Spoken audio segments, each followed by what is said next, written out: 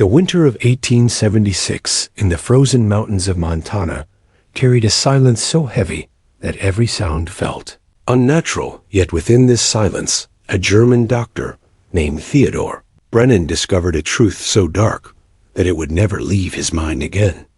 Beneath the floorboards of a remote cabin, hidden under oiled cloth, lay the preserved bodies of 7 infants, each one bearing the same disturbing deformities their own parents had judged them unworthy to live. This revelation was not a single moment of madness. It was the legacy of the Donnelly bloodline, a family that had spent generations hiding a secret so terrifying that even the wilderness itself seemed chosen to keep it hidden. What Brennan uncovered next would break the foundations of how people understood family heritage, the limits of science, and the lengths some would go to protect their line of descent. Before we go further into this tale of genetic horror, make sure to subscribe to this channel, hit the notification bell, so you never miss stories that unravel the darkest parts of history, and tell us in the comments where you are listening from. Your support gives us strength to share more mysteries like this ones that reveal truths buried in the forgotten corners of the past. The Donnelly saga began long before the Montana snow-covered valleys in Ireland.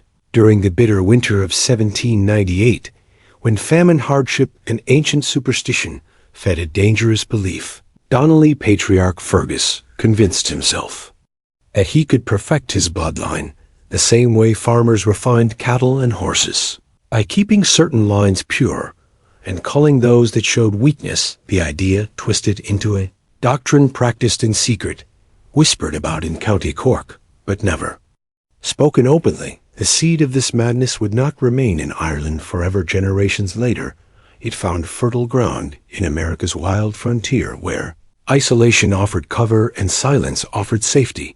Montana in 1874 stood at the edge of civilization. Helena, the capital, barely held 8,000 people. Mining camps, scattered across mountains and plains, rose and fell. Overnight tribal resistance continued against settlers, and law carried little weight outside scattered posts. The wilderness swallowed entire families without notice. Winters claimed lives by the dozens. Yet this landscape offered the perfect hiding place for those who wished to vanish without question. Patrick Donnelly, his wife Bridge, and their 4 children arrived in Helena that year, carrying crates of wealth uncommon for Irish immigrants. Their forged documents claimed 3 years of residence in New York, but in truth, they had fled straight from Ireland, where a parish scandal threatened to expose their family secrets. The local priest, Father Michael O'Sullivan, discovered something so appalling within their extended kin that he warned Patrick with trembling hands, "Leave this parish now, or I will reveal your family's abomination." Patrick purchased 160 acres of secluded mountain land and gold coins that aroused no suspicion. The valley he chose was hemmed in by steep ridges. The trail became impassable during harsh winters. Smoke from a chimney would never be seen from a neighbor. Water froze for months, leaving survival balanced on precision. The Donnelly homestead rose with uncanny efficiency. Log walls, thick and expertly built small windows, calculated to keep heat in. Clever storage methods for food. Systematic farming, all carried out with mathematical detail, far beyond what ordinary settlers knew. Neighbors noticed other things: their pale blue eyes, nearly identical sharp cheekbones, long fingers, creating a uniformity that seemed unnatural. The children, quiet, disciplined, obedient, but not with warmth, rather with fear. The family spoke in Irish, Gaelic, with disturbing phrases about keeping the blood pure and the sacrifices needed to maintain strength. Jake Harrison, the frontier mail carrier, began to notice their oddities. When spring thaw of 1875 opened the mountain pass after 6 months of silence, he arrived to deliver letters. The cabin showed fresh boards covering holes. The smell of decay hung heavy. Bridge answered the door, her body gaunt, her hair streaked gray.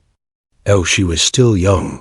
Her trembling voice whispered that the winter had been difficult. Within moments, Harrison realized something was terribly wrong. He witnessed the birth a child emerging twisted. Its spine curled, its hand ending in 3. Stunted fingers, its head malformed. The infant struggled to breathe, yet the parents showed no grief, no panic, only cold analysis. Patrick declared the baby would not survive and called it divine mercy. Harrison offered to fetch a doctor, but Patrick's glare hardened. "We know how to handle our troubles," he said. Behind the cabin, 4 small crosses stood marking graves less than a year old.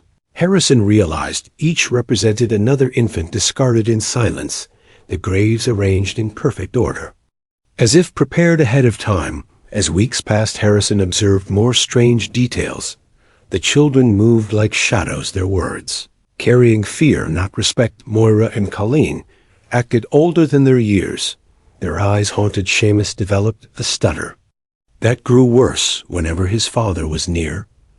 Declan stared at the graves with terror, whispering once that perhaps God had not chosen death, but their father had. Before silencing himself in fear, neighbors overheard the family speaking of purity, sacrifices, the weak ones, and the strength of bloodlines, not the speech of ordinary settlers, but of people bound to an ancient obsession. Through 1875, the Donnelly homestead sank again into isolation, snow-sealed passes cutting them off through winter. But in February, Harrison braved the storm to reach Helena, where he spoke to the newly arrived Doctor Theodore Brennan, trained in Vienna, Berlin, and Edinburgh. Brennan carried the latest theories of hereditary science, though his ideas had exiled him from Europe. His interest in controlled breeding to improve humans made him unwelcome among peers. Montana's isolation became his refuge. Harrison's tales disturbed him, strange cries from the cabin lights, burning all-night figures moving outside during blizzards, voices singing in melodies that sounded less than human. Brennan recognized signs that demanded investigation, but snow blocked the trails. Instead, he dug through records. Ellis Island notes showed the Donnellys had raised alarms upon entry children with suspicious deformities, parents evasive and aggressive. A medical inspector recommended further detention, but administrators eager to move immigrants forward ignored it. Brennan found mention of Donnelly families in Pennsylvania and Ohio, each leaving behind whispers of high infant deaths, each moving suddenly. When suspicion grew, the pattern pointed to a larger web, branches of the same bloodline spreading secrets across states. Spring of 1876, Brennan set out to the Donnelly Valley, traveling treacherous trails until he reached the cabin. Smoke curled from the chimney. Gardens and livestock showed success, yet behind the cabin stood 11 crosses, too many for chance, too many arranged in precise rows. Fresh earth prepared for more. Patrick greeted him, aged beyond his years, hair white, eyes hollow. Bridge appeared skeletal, trembling, unable to speak, silenced by her husband. Their children showed signs of deep damage. Moira swollen with pregnancy, though isolation meant no outsider could be responsible. Colleen matured too quickly. Declan's face half-formed, his gait limping, his hands grotesquely long. Seamus stuttering near collapse. Brennan noted cabin rooms divided with curtains and locks, smells of medicine and decay drifting from hidden corners. Patrick drew him aside, whispering that God sometimes tested families, demanding terrible choices, methods carried through generations that outsiders would not understand. Brennan left troubled, but returned weeks later when an urgent message arrived. A Donnelly woman in bad labor. This time the family themselves had requested aid. He found Moira writhing in childbirth, producing twins joined at the chest, sharing organs. A hopeless case with the medicine of 1876. But what froze Brennan's heart was the family's reaction, calm clinical practice, as if they had faced such horrors before. Patrick asked, could they be separated?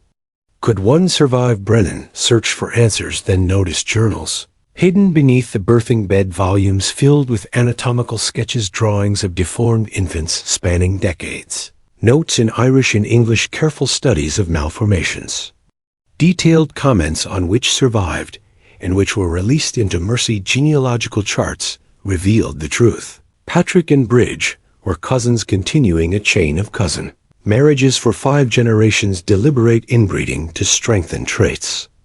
They believed superior pale eyes, angular faces, tall height, intelligence, but at the cost of catastrophic deformities. Patrick spoke of his great-grandfather Fergus, who believed biblical bloodlines justified close union, who treated human life as livestock breeding experiments.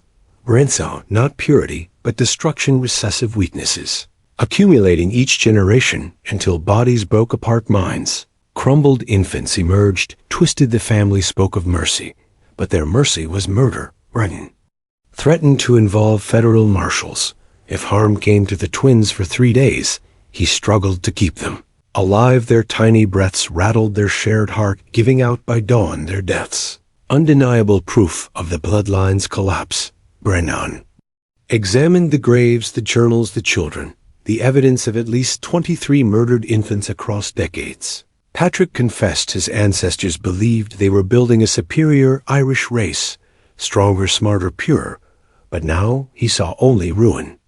Brennan documented everything, publishing warnings about consanguineous marriage in medical journals, though he never revealed the full horror. Patrick and Bridge died before trial. Patrick from a stroke, Bridge from childbirth, ending again in deformity. Seamus, broken by trauma, lived, haunted Moira and Colleen, scarred Declan, vanished into wilderness, leaving no trace. The homestead abandoned its graves. Rows of crosses standing as testimony to a century of hidden cruelty. Neighbors avoided the valley, saying the land itself felt poisoned. Brennan's journals later revealed his nightmares.